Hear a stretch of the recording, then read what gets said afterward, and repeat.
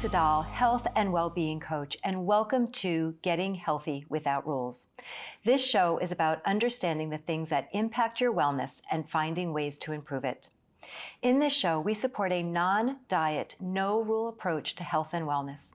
Health and wellness is a moving target, and we all have different needs and opportunities. This allows you to make the best choice with the information that you have right now. It supports you to be present, flexible, and resilient. In addition, I support you from shifting from judgment to curiosity and offering yourself self-compassion. It is time that we are all a little bit kinder to ourselves. As we regularly point out in this show, many things impact our wellness and that they are all interconnected. In today's episode, we're going to explore food, nutrition, and fitness. Dieting and exercise often go hand in hand. When one decides to start exercising or getting fit, our thoughts quickly shift to what, when, and how much to eat. This can lead to a whole bunch of food rules and restrictions. I know that many of my clients struggle with this. Some try to eat less to get the most out of exercising with the objective of losing weight, but then find themselves starving and feeling out of control. Others use exercise to justify eating more and then punish themselves with extra hard workouts. It is difficult for many of us to find the right balance of movement and nutrients that keep us healthy and feeling well. And when we are unsure if what we are doing is helpful, it is much harder to maintain our motivation. Also, many of us have that all or nothing mindset. We believe that we have to exercise, eat, or drink in a specific way and follow all the rules to achieve the ultimate fitness. But when life happens and some setbacks causes us to break our rules, we can feel defeated and easily quit our plan and revert back to nothing. Today, we are going to talk about what is a positive relationship between food and movement. How do you create one? How do we set achievable and motivating goals for fitness and nourishment? And what are the truths, myths, and misconceptions of what to eat before and after we exercise? Be sure to stay till the end for this week's healthy habit. I'm excited to introduce you to today's guest expert, Chrissy Carroll. Chrissy is a registered dietitian, certified running and triathlon coach, and a certified personal trainer. She specializes in empowering new female runners to achieve their goals, whether that's running a mile without stopping or completing their first marathon. She blogs at the popular website Snacking in Sneakers, where she shares free training plans, recipes, and fitness tips. Chrissy, welcome to the show. Thank you. I am so excited to be here, Lisa. It's great to be here. We have started to get to know each other really well in the last few months and have just shared the conversation. And before we even dive in, I want to begin by saying that in today's episode, we're going to use words such as fat or larger-bodied. For example, you can be a fat runner in a larger body. We use these words as a simple descriptor without judgment. Fat is simply another adjective, like thin, and it's up to us to remove the stigma and the negative connotation that society and diet culture have created. Totally agree. Yeah, we need to get that message out there. So let's kind of dive in. And what are some of the common myths and misconceptions about food and fitness? I mean, I think you really hit the nail on the head with your intro there. I think that one of the biggest myths and misconceptions is just that weight is equivalent to fitness. And we know that that is not the case. There can be people in larger bodies that are extremely fit. There can be people in slender bodies that maybe need to do some work on fitness or nutrition. Maybe they're not exercising at all. So really, I think it's about breaking that belief that weight is directly tied to fitness. I mean, you saw just the other day on Instagram, did you see my troll that was on Instagram recently? No, I missed it. So there was a troll that came onto a running post I had. It was a little, quirky, comical post about runners, wanting to hit an even number on the GPS. And he commented, "Runners don't look like her." And I think that that is the biggest misconception that I see. I can see your blood boiling. It makes me crazy. And it actually reminds me of a question that I'm going to ask, and I'm going to ask it right now, is we all love to be cheered and encouraged. How do we break the assumption that larger-bodied people need that extra "you go girl" demeaning comment that assumes that you are not fit or healthy if you are in a larger or fat body? That's a great question, and I don't know if I really have a perfect answer for that. I think I always revert to, I hope people are saying that out of the goodness of their heart, out of wanting to encourage. In community, you know, I am a back of the pack racer, so I do frequently come in towards the end. And I do love seeing people cheering everybody on the back of the pack on, whether they are slender, whether they are in a larger body.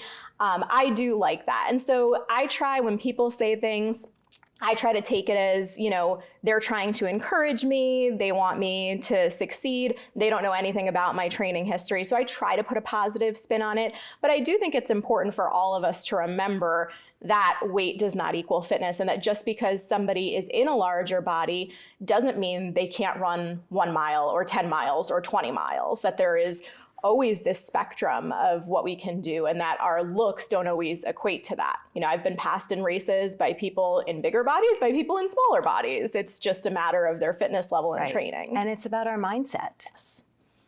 What does a positive relationship with food and movement mean to you? And what makes it positive or negative? Great question.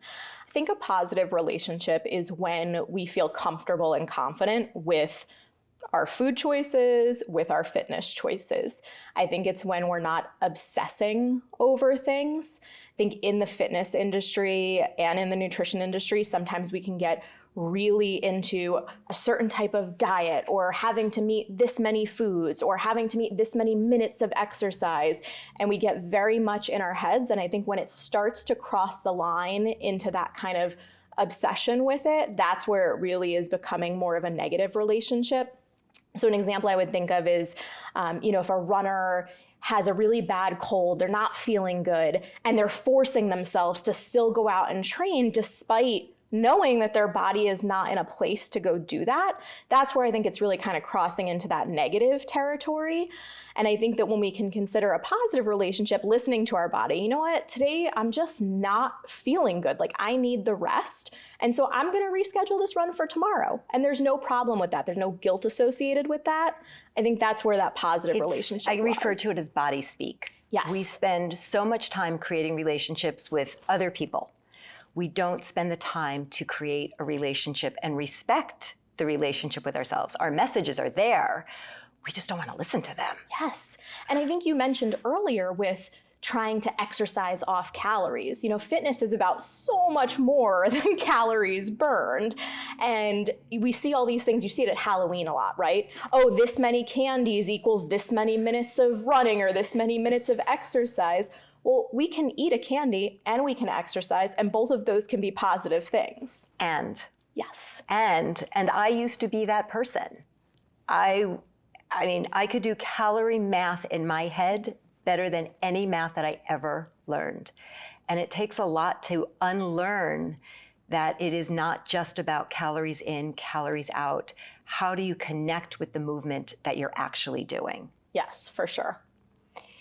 How can women create a positive relationship with food while working towards that fitness goal? Because it gets so jumbled in our heads. It does. My best advice would be to focus on fueling over restriction. A lot of what's communicated in the fitness industry, what we see on social media in particularly, is restriction. It's following a certain diet. It's having the willpower to not eat cake on your birthday. Like, I'm going to eat cake on my birthday. I love cake. I mean, when did we get to a point where having cake on your birthday is a bad thing? It is not.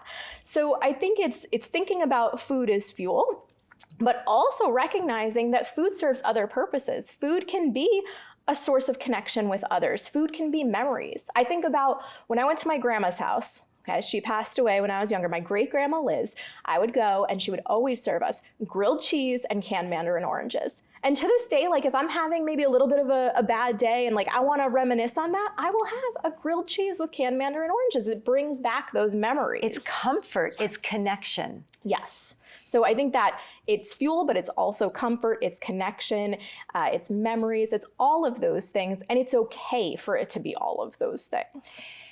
And as a registered dietitian, how hard is it for you to have this conversation? Because it goes against everything in your training days. I don't know that everything is the right word. In general, RDs are known for here's what you eat, here's what you do, and it's much more I don't know that restrictive, but I'm trying to think of the word, directive. Yeah, I think that is probably the perception of RDs, and I do think that is changing. In certain circumstances, you know, somebody's in the hospital and they're on a tube feeding. They need a very specific prescription Absolutely. For their diet, of course. And so it is important. Dietitians are trained in all different types of medical scenarios. And those hospital scenarios can be very, very important for specific prescriptive diets. But outside of that, I do think there is a shift in our industry to a more inclusive approach, to a less diet-focused approach. And I think most dietitians, even though we all have our niches and we all have our views and methodology, I think most dietitians would support that a diet is not the way to go. There are healthy lifestyle changes we can embrace. We can focus on nutrients, things along those lines. But I would say most agree. I think there's been a huge shift in the last probably 5 years more than anything. Yes, definitely. And I think social media does us, it's a benefit, and then it's a double-edged sword. It's a double-edged sword. That's exactly what I was looking for. Without a question. Yes, and we see both sides of it. We see polarization, which I think can be a little detrimental. We see people on the one extreme and then people on the other extreme. And really, there's space for all of us there, and there's space to discuss these things in a healthy way without a lot of the negativity that comes. How do we bring in that curiosity, put that judgment behind us so that we can all learn, understand that there are different perspectives and having different mindsets on what is happening around us with our relationship to food and body? Exactly. So the big question is, what do you eat before a workout? And is there a box of what you have to eat before you work out? A great question. No specific foods you must eat before a workout. When we think about exercise, we can think about fueling sources, right? So when we are exercising, your body is using a mixture of fueling sources. Right now, while we're sitting down, it's using mostly fat to give us energy. When we are out doing track intervals, really intense work, we're using mostly carbohydrates. And there's a spectrum. So we're never just one or the other. There's always a spectrum there. Before a workout, I usually recommend people eat something with some easily digestible carbohydrates and something that they know sits well in their stomach. So usually not the time to like try a new breakfast restaurant before you're going out for your 12-miler. We want to make sure we're eating something that we know we're comfortable with. That said, there are athletes I've heard from who say, I get up and I just don't like having something in my stomach. I don't like the feeling of it. And if you're doing a short run, you're going out for 30 minutes, it's easy paced, that's fine. Where it gets a little tricky is if you are pushing your body. We know that intense exercise releases some cortisol. And if we don't eat ahead of time, we're kind of magnifying those effects because we don't have the fuel we need. And so it gets a little bit problematic there. But then I work with people on, what does feel okay? Is a slice of toast okay? If that's fine, sure, have a slice of toast before you go.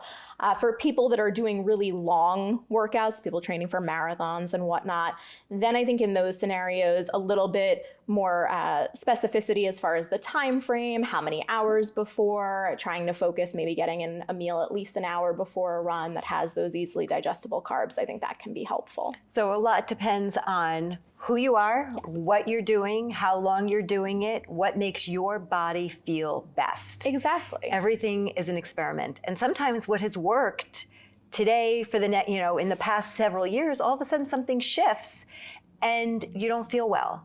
giving yourself the freedom to be able to experiment and try something different to see if that sits better. Exactly. It varies based on gender, right? Men and women have different responses to things. It varies based on the specific products you're having. Especially I find it a lot with women when they are out on a run or a long ride and they need to have something during that time. That becomes a little bit tricky for people. I think some of that is related to diet culture messaging, right?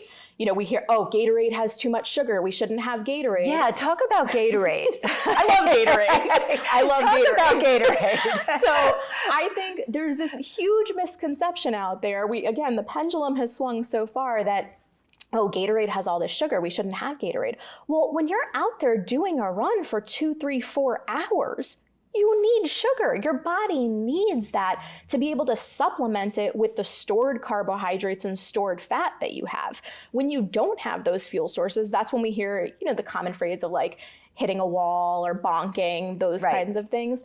So when you are out doing exercise that's longer than 75 to 90 minutes, having some source of carbohydrate is important. That could be Gatorade. I mean, if I'm doing a long run that's maybe an hour and a half, 2 hours, sports drink is fine. I love that. But for people that are out there maybe doing 4 or 5 hour ultra training, they probably want some variety because it gets a little sweet and a little taste fatigue after a while. So maybe they're mixing in some pretzels and some Fig Newtons or other foods. It's all about experimenting, seeing what sits well in your stomach, seeing what you feel like gives you enough energy. But that is the one thing I really would like to shift is people thinking, oh, it has sugar, it's bad for me. There is a time and place for that. And it goes back to that all or nothing. Because I work with clients and they want a sugar detox, which is not something that I personally support. I support my clients in how and what they want to do, and we work with that. Mm-hmm. Sugar is not the enemy. Yes. Yes. And do many people get a lot of added sugar in their diet? Sure. Is there value to shifting, down on added sugar in an everyday circumstance? Of course. But during exercise, that is what your body needs. So it's super frustrating to see a lot of the miscommunication that I feel like goes out in media about this. It's the labeling. And if you said it was, you gave it another name, you need this to fuel you, they're like, oh, I'm happy. Oh, let me try that. As soon as they know that, it's that negative connotation of how can I be working on my fitness and still have sugar? Yes. Yes. And recognizing that, oh, if I'm out there and I am giving myself some carbohydrate, whether that's a sports drink or pretzels or potatoes, whatever you choose, and then I feel better and I'm able to perform better, that's amazing. Right. It's making that connection. Noticing that intrinsic feeling. Yes. What about the after workout? Because that's the other thing that gets very convoluted. A lot of people go into the reward. I just did X, now I can have Y. In terms of fueling, what is suggested? Sure. Luckily, these days from research, we know that for the most part, recreational exercisers, their everyday diet will support those recovery needs. So we used to think after every workout that people needed something in those 30 minutes right after, otherwise we wouldn't see, gains or progress. That's not the case. For most people, you're completely fine. Your everyday diet will take care of it as long as your everyday diet is balanced and actually has all 3 macronutrients in it. Now, if you are somebody that is competitively training for something or somebody doing 2-a-day workouts, and I don't say that everybody should do 2-a-day workouts, but I do have triathletes where maybe they're doing a workout in the morning and a workout at night to train for a long event. That's part of their plan. In those cases, then there is a benefit to having something within that hour after a workout, after that first workout, or after a really intense workout. And generally, you're going to want a mixture of carbohydrates and protein. That could be yogurt with some berries and granola on it. That could be a smoothie where maybe you add a little protein powder. It could be a turkey sandwich on a bulky roll with a piece of fruit. All different kinds of options. There is no best. Exactly. What do you need right now? How are you feeling? What's going to help you feel and recover is really the most important thing. Exactly. I totally agree. And what about fitness goals themselves? I know you coach running. Do you encourage all women to run? I think running's amazing. But if somebody hates running, why bother? Why? Yeah, you don't want to do it if you hate it. Now, I will fully say I was that person that hated running. If you asked me back when I was 20 to go for a run after 5 minutes, I would say this is the worst part of my life. This is awful. So tell me, why didn't you like it? What was the barrier? I think at that point, the biggest struggle that I had was I didn't make the connection that, oh, I need to work at this to be able to do this comfortably. And I think a lot of people, they go out and think, I should be able to run a mile or two, that's no problem. And when you can't, it feels really frustrating. So one of the biggest things I do with women now when I coach is trying to help them understand, like, no, we're going to start with, 1 minute of running, and we're going to do walk intervals in between, and building that up gradually. So I did find over time that I developed a love for it.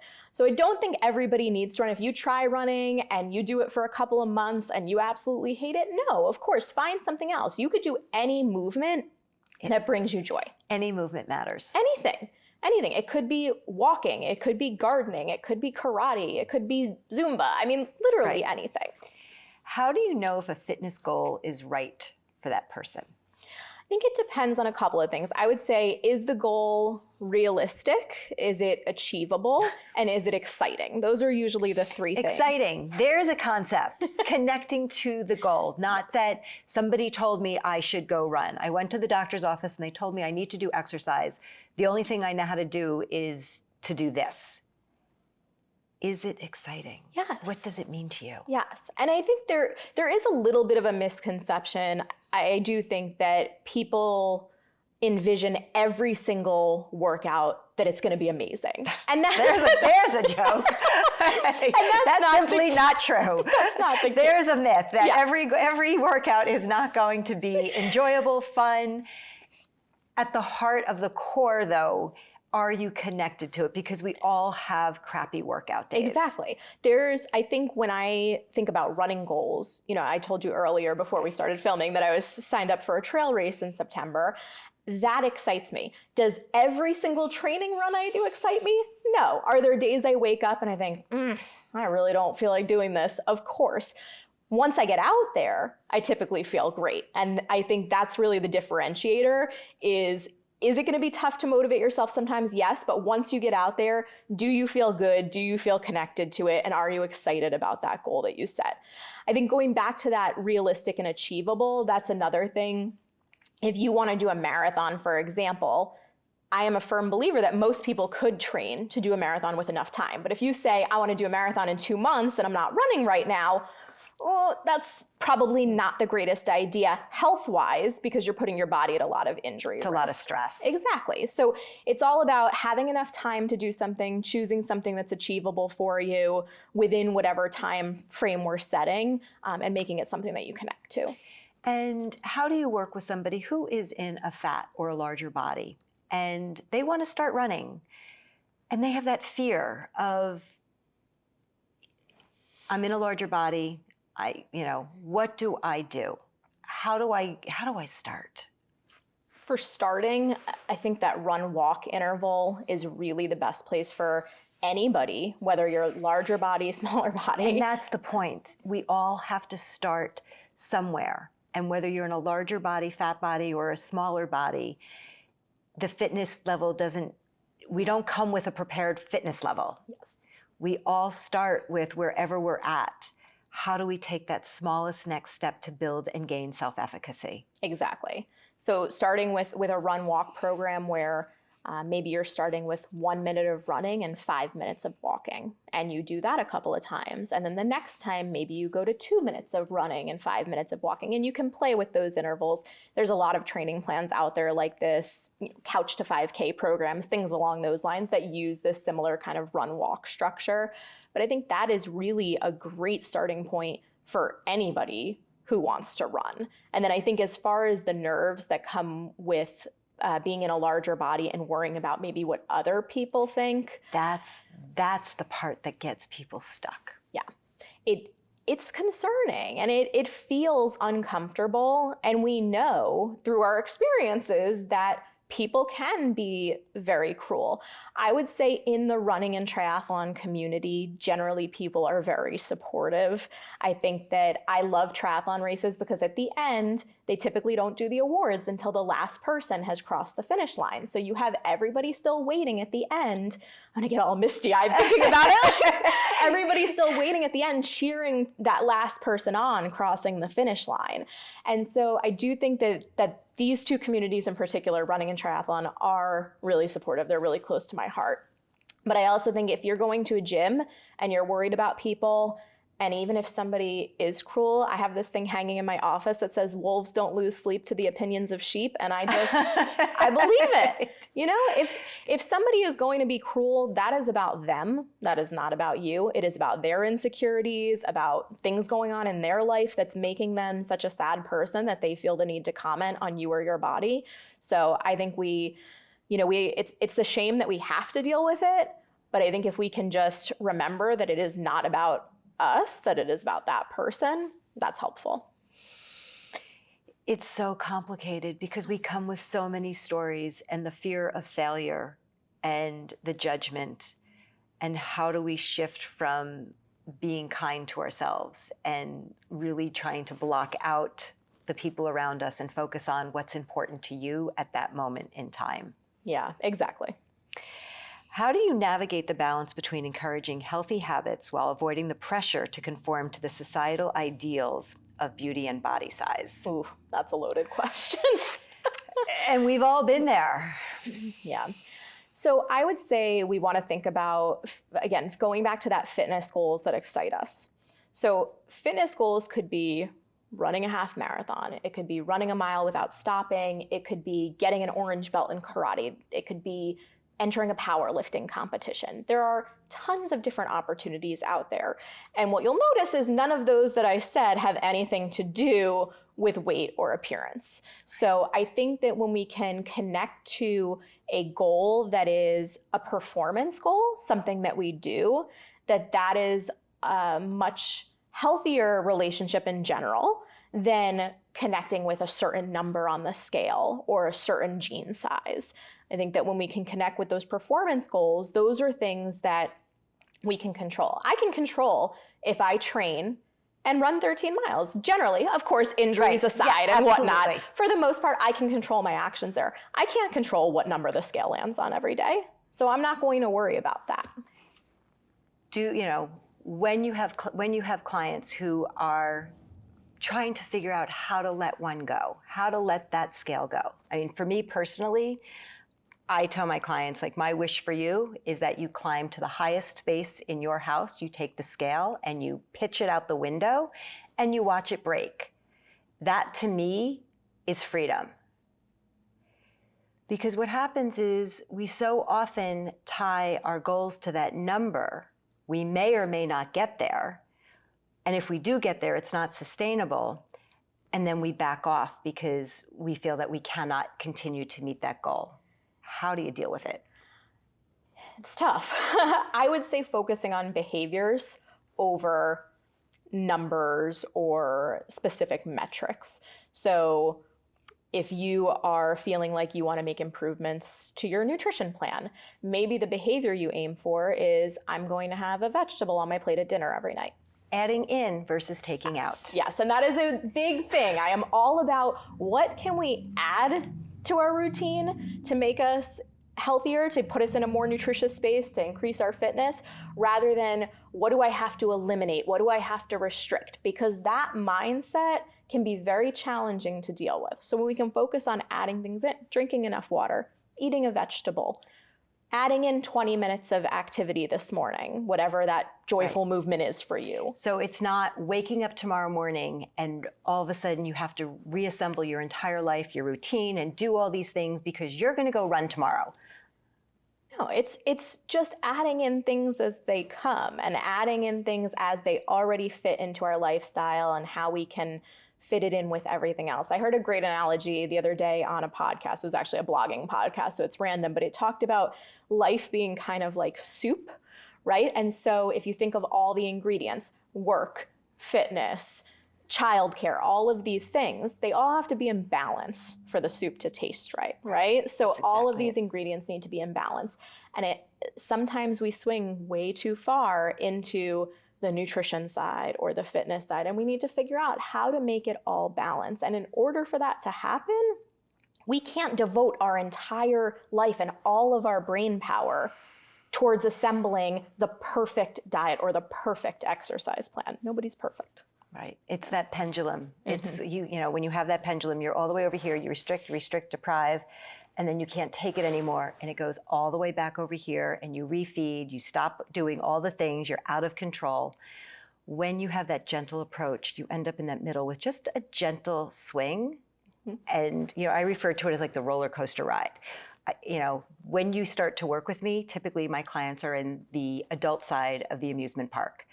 We talk about getting to the baby park where you're on that roller coaster and it's just gentle ups and downs because life happens. Exactly. When you have the acceptance of balance, you don't have those big, huge swings anymore. For sure.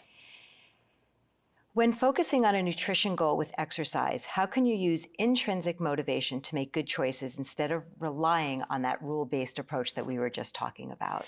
That's a really tough question. And I'll push back a little bit because I am of the belief that consistency trumps motivation. Okay. I think that it can be hard to be motivated all of the time. Oh, 100%. I would agree with you 100%. Yeah. So I think that when we can be consistent in small things, when we can say, I'll give you an example. When I train for a race, I know I'm not going to run 5 days a week. I just know I won't do it. I know my schedule. I know I won't do it. So I know I will be steadfast to 3 to 4 days a week, and that's fine. That fits for me. So I think when I can set goals like that are realistic, that I can be consistent with, the snowball effect happens, and that's what helps keep the motivation going over time. So I would say that that intrinsic motivation, if you can just start with an action, absolutely, and stick with it, it snowballs. It's funny that you say that. I'm working with a client and she is really just all in on all the things that she wants to shift and change and working on a vision plan and how she wants to feel. And we're just talking about sleep and putting the tech aside, and she is connected to some people overseas, so the time change is funky and they're available when it's later, later our time.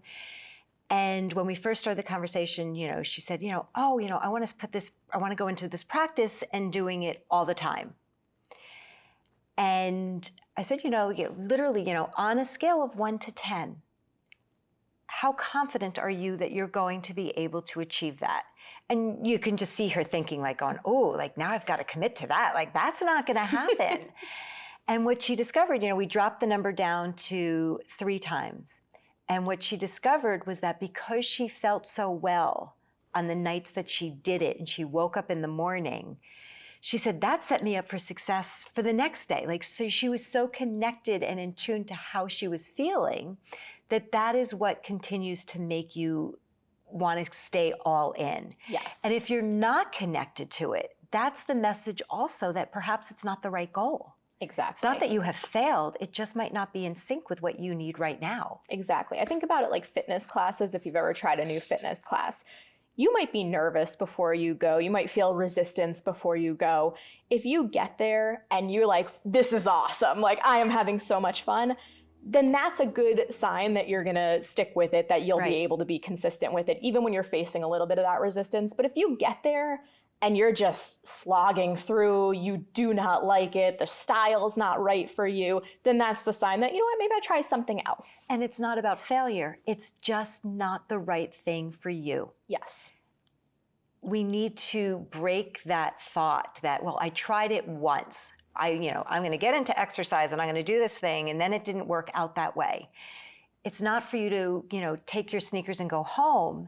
How do you take your sneakers and go someplace else? Exactly. And with some things, there is that little bit of adjustment. Like I gave my example with running, where at the beginning, if I wasn't training right for it, I might feel miserable. I'm glad I didn't stop at that point because I'm glad I figured out how to train properly. Right. So sometimes I think it is getting assistance from somebody, a coach or a dietitian, somebody, a fitness instructor. But if it's something that you just really don't like, regardless of the method, regardless of the delivery, the instructor, you know. And it's trying to be honest. What don't you like? Is it the fear? Was it new? Was it just, what was the challenge, and how can you overcome that challenge if it's something that you want to do? Exactly. I'm not somebody who has practiced a lot of yoga. Like I can count the number of classes, and it's something that's on my bucket list to really do. I'm looking for that title or in the description that says, total beginner. I don't want to be in a class with people who have been doing it for multiple years. I know that they can adjust down, and I know they can do all those things. I want to be in a beginner class with everybody who's going to be just like me. Have you ever tried aerial yoga? I have, and I broke my wrist. Not from that. Oh, no, not from that. But because I broke my wrist, I don't have the flexibility, and it really messed with me. I'm like, how could I not be strong enough? But I didn't have the flexibility in my wrist at the time. And I've done a lot of exercises, so now I'm wondering maybe I could go back and give it a try because it looks so cool. It is so fun. Are there specific foods or nutrients that are particularly beneficial for supporting an active lifestyle? Yes. I don't think it's what most people think, though, which is like the superfoods they see. I'm sure everybody's seen social media. Cottage cheese is having its moment these days. I love cottage cheese. It's a great food, but it's certainly not the only nutritious food. We go in cycles, right? Kale, cauliflower, cottage cheese, I feel like have been the three most recent ones. So yes, there are definitely foods, but there's a variety. It doesn't have to be, if you hate cottage cheese, you don't have to eat cottage cheese, right? So I would say the things that come to mind for an active woman would be getting enough protein, and that could be plant-based sources or animal-based sources, depending on your preferences. It might be beans, tofu, lentils, chicken, beef, fish. Anything. Anything. You just hit every category. Yes, no best. Exactly. It's whatever you enjoy. Food should taste good. That's a big thing that I'm a fan of, is that food should taste good. So eat the things you enjoy. So the protein, getting carbohydrates from nutritious sources, fruits, vegetables, beans, legumes, all foods. And then I think a couple other areas would be good food sources of vitamin D, which is challenging. A lot of people do need supplements for that. But the best sources would be things like fatty fish, egg yolks, or fortified orange juice. Egg yolks. You're allowed to eat egg yolks. You are allowed to eat egg yolks. I know there's been so much controversy about that, but yes. I didn't eat egg yolks for years, and now I love them. Yeah. It's satisfying, right? Because it has the fat in the egg yolk, so it helps to satisfy you. It has the vitamin D, it has choline, there's a whole bunch of goodness in that egg yolk. And what's interesting is, especially with nutrition, because nutrition science is changing all the time. So it's important to remember that when you see the headline, don't eat this, or you have to eat this, and all these things, think about where the resource is coming from, who's telling you, who has funded that study. Is it really true? Learn to understand that you have the capacity to be able to ask the questions, and you don't have to agree with the headline. Yeah, looking at the body of research too, I think is really important. We see these new studies come out that might say one thing, but if we look at the entire body of research before then, it might say something else. And research is always going to be like that. It's very easy for the media to cherry pick studies and choose here's the key line, that's going to sell, it's going to be on the headlines. Exactly. How do we learn to be more discerning and understand how to unpack the information, and to learn to ask, is it really true? Yeah. So I think, going back to the foods for active women, protein, healthy carbs, vitamin D, the other one that I would say would be omega-3 fatty acids, which the best sources of EPA and DHA, which are two of those omega-3s, are going to be fish. And that's a challenge. 90% of people don't meet the recommendation of 2 times fish a week. So I would say real easy improvement is, if you like fish and you don't eat it regularly, start eating fish regularly. That's a really easy. Add in one more serving. One more serving a week. You don't have to take anything away. You can even eat it. You can do surf and turf. You can have, if you are a meat person, you like fish, you don't love it, you can have it You can have both. Yes. How even just a few bites starts to make a difference and adds up over time. Yeah. And there's like lots of creative ways too. I think getting back to like our culinary creativity, we think of fish, oh, I don't like baked fish. Well, could you make a dip with fish, or could you have canned fish? I make this tuna potato salad that I love. So it's roasted potatoes, cherry tomatoes, red onions, spinach, and then tuna, and it has honey mustard dressing on it.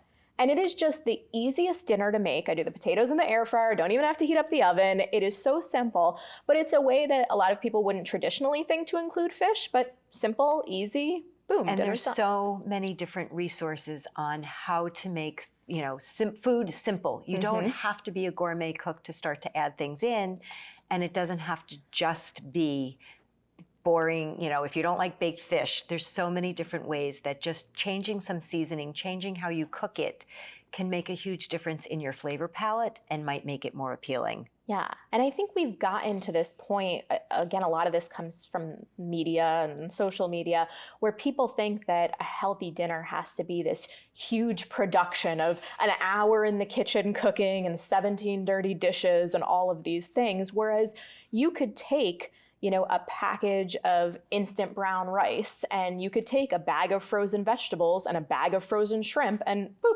put it together and it's done. You have dinner. Yes. Yeah. So I think relying on some of those convenience foods that for some reason have been shunned, I don't know why, frozen vegetables are amazing. Right, and they're flash frozen, they're packed at their peak of freshness. How do we demystify the fact that frozen vegetables, they're not subpar? Exactly. It is, what do you have the capacity to do right now? And if you don't love to cook, nobody's telling you have to cook. We all have to eat, that's non-negotiable. How do we make it as simplistic as possible so that we can eat nourishing food without the judgment? Yeah. You mentioned supplements. We know supplements are often pushed on people in the world of diet culture. Is there value in supplements? Yes, but it depends. Like anything. There's a but. It depends. There's a but. So supplements can really come in kind of two forms when we think about active women. We can have supplements that are really grounded in health, and then we can have supplements that are grounded in performance. So with supplements that are health-based, those are things that I think of for correcting a deficiency or for supporting something that maybe you're not getting in your diet. And the examples I think of would be vitamin D. Vitamin D deficiency is very, very common, particularly in the Northeast in the winter.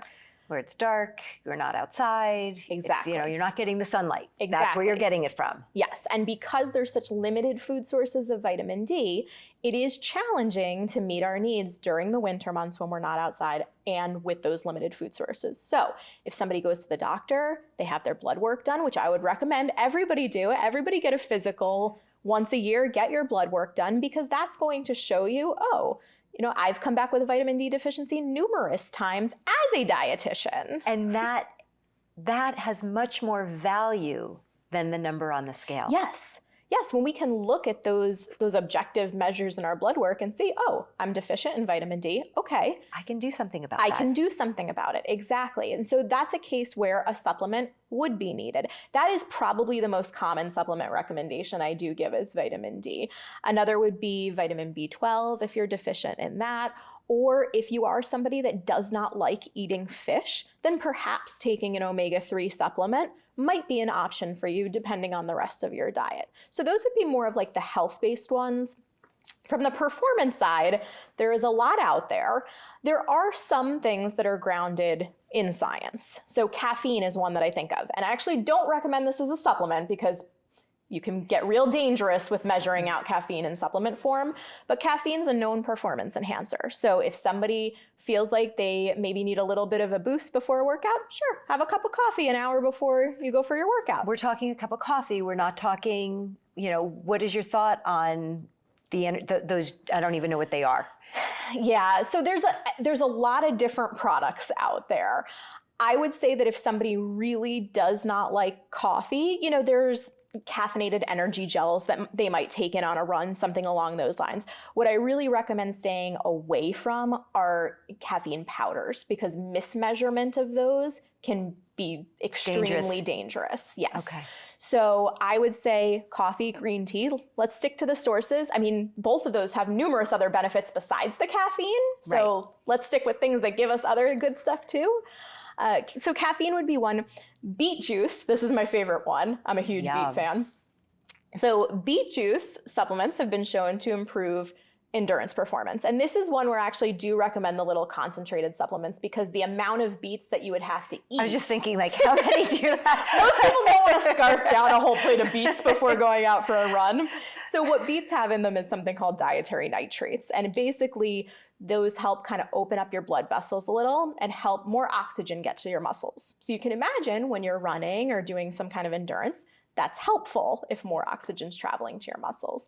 So they make these little beet juice supplements that are basically a concentrated form of beet juice that have these dietary nitrates in them. So that would be a performance-based one that I would say might be an option. And then other ones, depending on your workout routine. So if somebody's powerlifting, creatine might be an option for them. If somebody is like an intermediate distance track runner, beta-alanine might be an option for them. It really depends on their specific training plan and on their diet and on their health as to what they would want. So love that there is no just do this, that everybody is individual and there's so many different options. What is going to work best for you? Try it, experiment, and see what happens. My last question is protein shakes, protein powder. There's 1,000 different types. There's plant-based, tell me what there is and what your thoughts are. Yeah, protein powders can be a useful addition to the diet. Not everybody needs a protein powder. It is completely feasible to meet your protein needs through food alone. Protein powders can be helpful though. So if somebody maybe you have an athlete that's doing 2-a-day workouts, and after that first workout, they do need to replenish with something, but they don't love eating a meal after. Maybe a protein, a smoothie with some protein powder might be a great option for them. When it comes to the protein powder itself, a couple of things that I recommend looking for.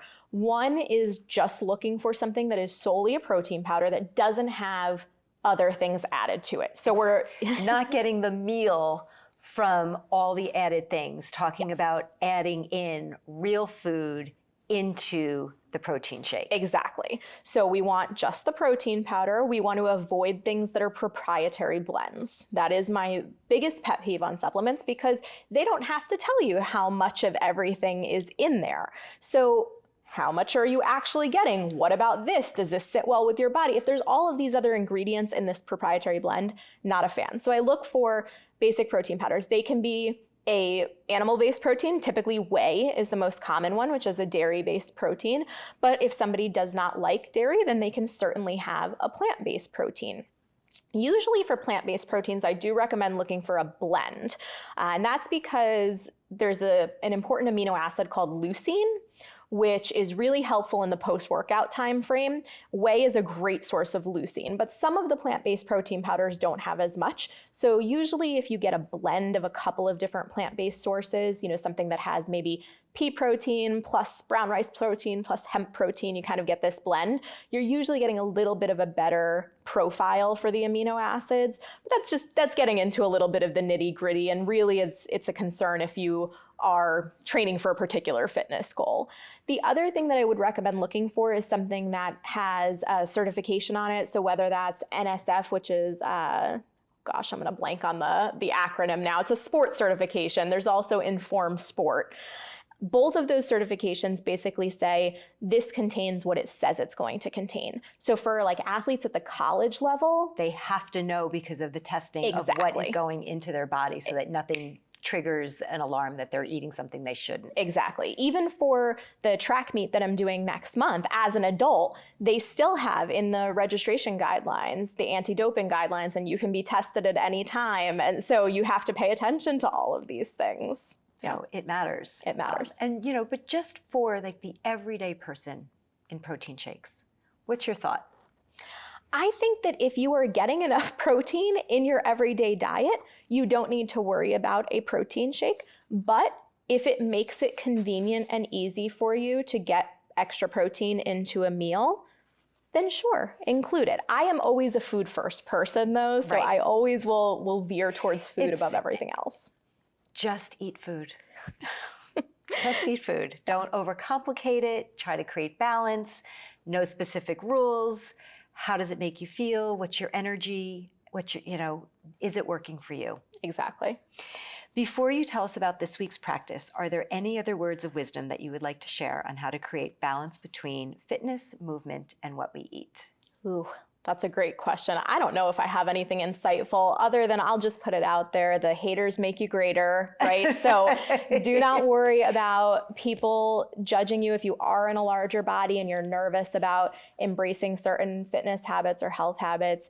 Just ignore all of the chatter out there and focus on what makes you feel good. We've got you. We hear you. We see you. We've got you. Yes. So tell us about this week's practice. Okay, so I'm going to challenge everybody. I know not everybody might love running, but I'm going to challenge everybody to go out and do a 1-minute run. That's it, 1 minute. Because I know almost everybody, I won't say everybody because there are exceptions, but almost everybody can get out and run for 1 minute. And then if that feels good, then maybe 2 days later, you go out and you run for another minute. Or 2 days later, not even the next day, 2 days later. Doesn't even have to be the next day, exactly. And I actually don't recommend people run every day because it is a high impact exercise. So there are some definitely value to rest days there. But yes, I would get out, challenge you to 1 minute. And you have a free running guide? I do, yes. I have a free beginner running guide, talks all about how to start running. It has 4 training plans in it, depending on where you're at. So it has, if you are just getting started, you don't run at all right now, there's a 12-week guide to get you running comfortably. And then after that, if you decide you want to keep going, there's a 5K, a 10K, and a half marathon training plan in there, all free. Something for everybody. Yes. No matter where you are, all you have to do is just try. Exactly. So thank you so much for being my guest today. And today we have learned about the relationship between food, fitness, body image, and overall well-being. We gained insights into creating a positive relationship with food and movement, debunking common myths and misconceptions about nutrition and fitness, and understanding how to set achievable and motivating goals for fitness and nourishment. If you're looking to continue the conversation, please visit my website and learn about my upcoming free office hours, conversations, and feel free to email me and tell me what you want to hear about so that I can create programming that's going to fit your needs. Be sure to join us next time on Getting Healthy Without Rules.